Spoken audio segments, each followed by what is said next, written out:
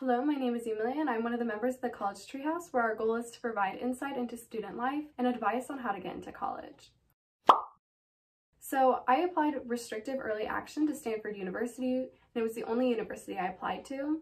Restrictive early action means that you're able to know beforehand in December whether or not you got in before regular decisions. So I'm going to be breaking down my application. I'm going to break it down into 4 different components. The first will be testing, the second will be the high school classes I took, the grades I got, and then the third component will be my activities, and the fourth and final component will be my honors and awards that I received during high school. So the first part I'm going to be discussing is my testing. It's important to know when looking at a college what their 25th to 75th percentile is, because this helps you gauge where you should fall, but you can get in with scores lower or higher, obviously.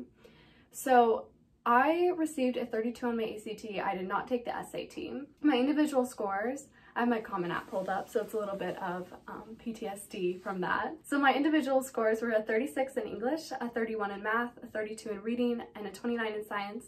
And I also opted to take the writing portion because I did apply as an English major, and I got an 11 on that. So it's important to know your angle, whether you're applying humanities or more STEM, and attempt to get higher scores in those areas, because my scores in science and math were not quite as high as in reading, English, or writing, but since I applied with more of a humanities angle, it showed my interest and my abilities in that area, but by no means are testing entirely your own abilities. So my school only offered 2 AP classes, and I opted to take one of them as a college class, so I only had 1 AP score.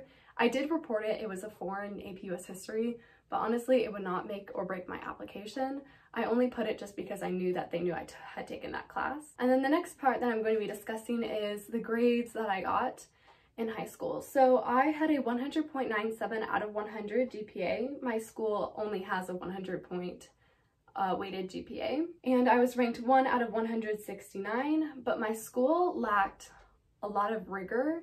So I ended up having to make my courses more rigorous. I took college courses, I did summer programs through colleges, dual credit, and I also created my own class, and I searched beyond for an additional AP class to make my schedule a little bit more challenging. So in my first year, I took Algebra 2 and Geometry. I took both classes and I received a 100 in both classes, both semesters.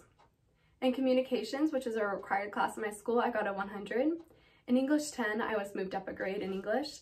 I received a 100 first semester and a 99 second semester. So in Health, which was another required class, I received a 99, and in Physical Education, I received a 99 as well.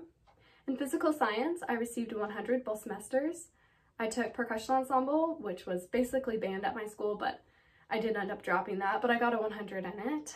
I got a 100 in both my social studies classes, and I received a 99 in Spanish 1 and a 100 in Spanish 2. And then during my sophomore year, the second semester, we switched to pass-fail classes. So in 60s and beyond and in careers, which I only took second semester, I received a pass in those classes. In Advanced American Literature, which is a weighted class, so at my school, if a class is weighted, the highest you can get in it is a 110. So I got a 110 in Advanced American Literature.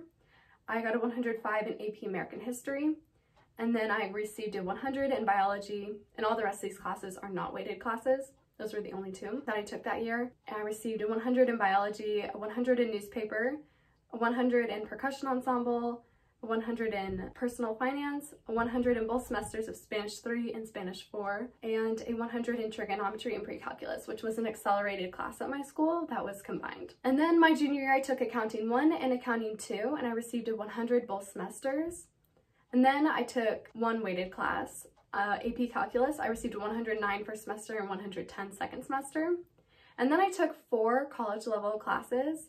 I took English Composition 1, which I received a 100 in, English Composition 2, which I received a 97 in, Public Speaking, which I received a 100 in, and Psychology, which I received a 100 in. I also had Chemistry, which I received a 100 in, Newspaper, which I received a 100 in, Spanish 5 and Spanish 6, I received a 100 in both of those. And then I also worked as a teacher's aide for my librarian, and that was a pass-fail class, so hopefully I passed. I did pass. And then during your senior year, you do not have grades at the time that you submit it, but you do report the classes that you take. So I took AP Environmental Science, which was a class that I looked for outside of the school and took independently. And then I had Spanish 7-8, Advanced Accounting, Newspaper, a civil law independent study, which was essentially a class that I created at my school.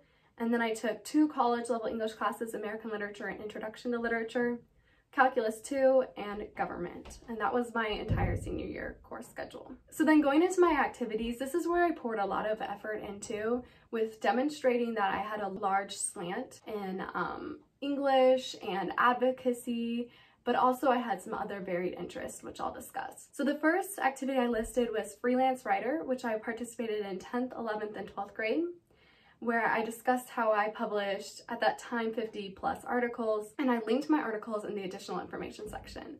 So you get an additional information section on the Common App, which you are able to use, and they will describe the parameters of how you're able to use that additional information section, but I included a link to my portfolio of writing. And then for my second activity, in 10th, 11th, and 12th grade, I put content creator on TikTok. I had about 70,000 followers. I posted writing tips, book recommendations, and those sorts of things that showed, again, my English slant. I also included my username so that they could check it out if they wanted to. And then in 9th, 10th, 11th, and 12th grade, I participated in student council, where I was the president of that. I discussed a little bit about some of the programs that I had done, some of the community service I had done, and I provided quantitative numbers for that. So I gave them exactly how much money I raised and what I was able to do. And then in 10th, 11th, and 12th grade, I worked on my school's newspaper, and in 11th and 12th grade, I was the editor-in-chief of it. I described some of my duties as the editor, and then also some of my awards, such as being a state finalist in editorial feature and column writing and state champion in entertainment review writing. For my next activity, I listed that I was a council member for the Governor's Youth Advisory Council, which essentially assisted governors and senators on legislation concerning youth, where we lobbied for social justice, food insecurity, and mental health bills, and composed bill amendments. And then I also listed that I was a tutor. I provided the number of students that I tutored for, what I tutored in, so English and math, and then talked about how I designed lesson plans to fit in students' individual needs. I also discussed how I was the captain of my mock trial team. I was the co-captain of it. I participated in that 9th, 10th, 11th, and 12th grade. I discussed what we did, that we composed rules of evidence, lessons to brief new members, led case research and discussions, and wrote questions and opening statements, and that we were the 3-time regional champions. I also discussed how as the co-captain of my speech team, I discussed some of the awards that I had won, and that I was a 3-time varsity letter, and again, some of the duties that I did. So I usually provided a mix of what I did in that activity plus any awards that I had won. And then I also discussed how I was the co-president of Future Business Leaders of America. Again, I explained how we led meetings, but also that the awards that I had won in that.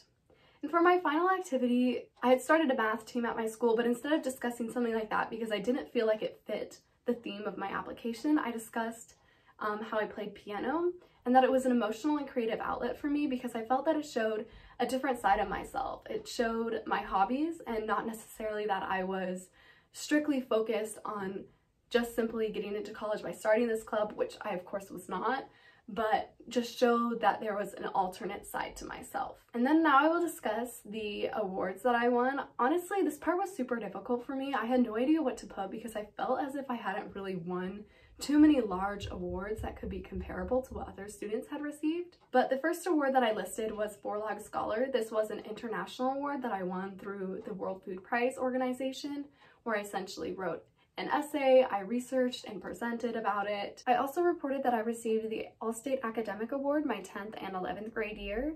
Then my third award was that I received the Mock Trials Regional Champions Award 10th and 11th grade year.